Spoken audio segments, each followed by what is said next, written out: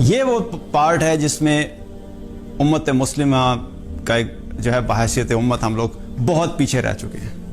ذاتی اور انفرادی زندگی میں ہم پھر بھی قرآن کے کسی نہ کسی حصے کے اوپر عمل کرتے ہیں، لیکن اس کی دعوت کو لوگوں تک پہنچانا، اس کے اوپر ہم لوگ فوکس نہیں کرتے۔ اور آپ صلی اللہ علیہ وسلم نے جب حجۃ الوداع کے موقع پہ اس قرآن کی دعوت کو پہنچا دیا تو آپ صلی اللہ علیہ وسلم نے لوگوں سے پوچھا کہ کیا میں نے دعوت کا حق ادا کر دیا؟ تو آپ صلی اللہ علیہ وسلم تو لوگوں نے کہا کہ آپ نے دعوت کا حق ادا کر دیا۔ اور اللہ کے رسول صلی اللہ علیہ وسلم نے 3 دفعہ کہا اللہم اشہد اللہم اشہد اللہم اشہد، یا اللہ تو گواہ رہنا کہ میں نے حق پورا کر دیا، میں نے پیغام کو پہنچا دیا۔ اور آپ صلی اللہ علیہ وسلم نے پھر لوگوں کو کیا فرمایا؟ اب جو لوگ بھی یہاں پہ موجود ہیں ان کی ذمہ داری ہے کہ اس پیغام کو ان لوگوں تک پہنچائیں جو لوگ موجود نہیں ہیں۔ تو یہ رسپانسبلٹی رسول اللہ صلی اللہ علیہ وسلم نے اس امت کو دی کہ اس پیغام کو پوری دنیا تک پہنچانا یہ ہم سب کی رسپانسبلٹی ہے۔ اور اللہ تعالیٰ نے قرآن میں بھی ہمیں جو حکم دیا، بار بار دعوت کے بارے میں فرمایا کنتم خیر امۃ اخرجت للناس تأمرون بالمعروف وتنہون عن المنکر وتؤمنون باللہ، تم بہترین امت ہو جو لوگوں کی طرف بھیجے گئے ہو، کیونکہ تم لوگوں کو اچھائی کی طرف بلاتے ہو اور برائی سے روکتے ہو اور تم اللہ پر ایمان رکھتے ہو۔ یہ کام اللہ سبحانہ تعالیٰ نے ہمیں بحیثیت امت دیا ہے، اور جو دعوت اصل میں ہم لوگوں کو دیں گے اس کا سورس کیا ہوگا؟ آپ صلی اللہ علیہ وسلم نے جب صحابہ کے پاس گئے تھے تو جب دعوت دی مسلمان ہو گئے، تو جو ہی مسلمان ہوتے تو اگلی بات کیا کرتے تھے؟ رسول اللہ صلی اللہ علیہ وسلم کو قرآن سنایا کرتے تھے۔ اور نجاشی کے اوپر جس چیز نے اثر کیا تھا وہ کیا تھا؟ اس نے قرآن سنا تھا، حالانکہ وہ کرسچن تھا، لیکن کیا تھا؟ قرآن سنا۔ سورہ مریم جب تلاوت کی گئی تو اس کی آنکھوں سے آنسو بہنا شروع ہو گئے۔ تو کیا تھا؟ قرآن کی دعوت تھی۔ تو ہمیں اس چیز کو اپنے زندگیوں میں لے کے آنا ہے کہ ہم نے قرآن کو سمجھنا ہے اور قرآن کی اس دعوت کو لوگوں تک لے کے جانا ہے۔ اور یاد رکھیے کہ آج ہم اس امت کی بات کرتے ہیں اور بہت سے لوگ فکر بھی کرتے ہیں اور پریشان بھی ہوتے ہیں، اور ٹھیک ہے، یہ فکر اور پریشانی بھی اس چیز کی علامت ہے کہ ہمیں اس چیز کا کنسرن ہے کہ امت مسلمہ آج زوال کا شکار ہے۔ لیکن آج اس زوال سے نکلنے کے لیے ایک چیز یاد رکھیے کہ جب تک ہم اس قرآن کو اپنی زندگیوں میں نہیں لے کے آئیں گے، ہم دنیا کے جو مرضی سولوشنز اپلائی کرتے رہیں، ہم اس سے نہیں نکلیں گے، کیونکہ یہ سولوشن ہمیں اللہ نے دیا ہے۔ اور میں نے شروع میں آپ کو بتایا کہ اللہ سبحانہ تعالیٰ اسی قرآن کے ذریعے سے بہت سی قوموں کو سرفرازی اور سربلندی عطا کرتا ہے۔ اللہ تعالیٰ نے ہمیں کیا حکم دیا؟ وَاعْتَصِمُوا بِحَبْلِ اللَّهِ جَمِيعًا وَلَا تَفَرَّقُوا، اللہ کی رسی کو مضبوطی سے تھامے رکھو اور آپس میں تفرقہ مت کرو، آپس میں ٹوٹو نہیں، آپس میں گروپ مت بنو، آپس میں ایک دوسرے کو مت کاٹو۔ یہ اللہ سبحانہ تعالیٰ نے قرآن میں ہمیں حکم دیا، آج ہم نے اللہ کے اسی حکم کو توڑ دیا۔ وَاعْتَصِمُوا بِحَبْلِ اللَّهِ جَمِيعًا، اللہ نے قرآن کو کہا کہ یہ اللہ کی رسی ہے۔ اور ایک حدیث میں آتا ہے، نبی صلی اللہ علیہ وسلم نے فرمایا کہ قرآن جو ہے وہ اللہ کی رسی ہے جس کا ایک سرا اللہ کے ہاتھ میں ہے اور دوسرا سرا ایمان والوں کے ہاتھ میں ہے۔ سبحان اللہ۔ آپ ذرا اس چیز کو امیجن تو کریں کہ جب ہم قرآن پڑھ رہے ہوتے ہیں تو اس کا مطلب کیا ہے کہ اس کا ڈائریکٹ کنیکشن اللہ کے ساتھ ہے، ایک سرا اللہ کے ہاتھ میں اور ایک سرا ہمارے پاس ہے۔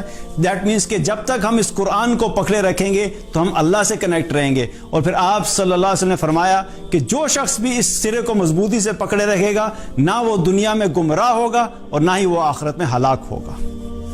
تو اللہ سبحانہ تعالیٰ اس لوگوں کو دنیا کی گمراہی سے بھی بچائے گا اور آخرت کی ہلاکت سے بھی بچائے گا، لیکن کن لوگوں کو؟ جو لوگ اس قرآن کے ساتھ اپنا تعلق قائم کرتے ہیں، جن کی زندگیوں میں قرآن کی امپورٹنس ہے۔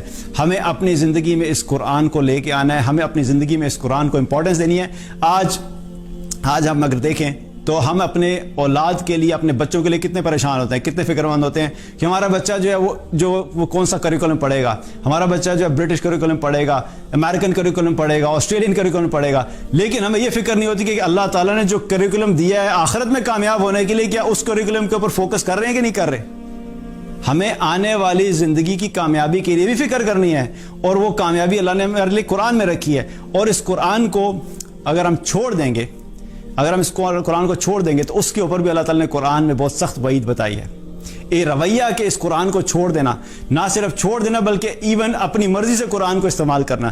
سورہ بقرہ کی آیت نمبر 85 ہے، جس میں اللہ تعالیٰ نے فرمایا اَفَتُؤْمِنُونَ بِبَعْضِ الْكِتَابِ وَتَكْفُرُونَ بِبَعْضٍ، تم اس کتاب کے کسی حصے پر ایمان لاتے ہو اور کسی حصے کا انکار کرتے ہو۔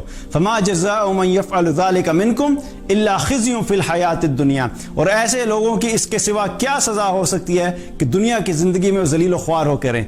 व यौमल क़ियामत युरद्दूना इला अशद्दिल अज़ाब, और क़यामत के दिन भी ऐसे लोगों को शदीद तरीन अज़ाब दिया जाएगा। वमल्लाहु बिगाफ़िलिन अम्मा तअमलून, और अल्लाह ताला इस चीज़ से गाफिल नहीं है जो कुछ भी तुम लोग कर रहे हो।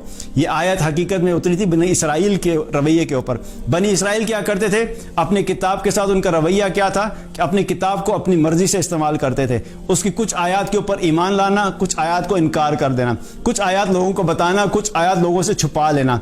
वो आयत जो हमारे दुनियावी फ़ायदे के लिए हैं उन आयत को तो सामने लेके आना, जिन आयत की वजह से दुनियावी नुकसान आ रहा है उन आयत को छुपा देना। तो ये रवैया अल्लाह सुब्हान ताला को पसंद नहीं है। अल्लाह ताला ने फरमाया कि जो शख्स भी ऐसा करेगा, आज हम लोगों का रवैया क्या है कुरान के साथ, हम भी तो पिक एंड चूज करते हैं। हम वो आयत जिनके अंदर हमारे ज़ाती मफादात का कॉन्फ्लिक्ट नहीं आता, टकराव नहीं आता, उन आयत के ऊपर हम ईमान भी लाते हैं, उनके ऊपर हम सुभान अल्लाह भी कहते हैं, उनको हम लोगों तक पहुंचाते भी हैं। लेकिन जो ही कोई ऐसी आयत आती है जो कि हमारे अपनी ज़ाती अमल से टकराती है तो हम उस आयत की बात ही नहीं करते। छोटी सी मिसाल देता हूँ, मैं अपने आप को भी शामिल कर रहा हूँ, मैं अपने आप को इसमें से एग्जाम्पल नहीं कर रहा हूँ। अल्लाह सुब्हानहू व तआला हम सबको पूरे दिन पे चलने की तौफीक अता फरमाए।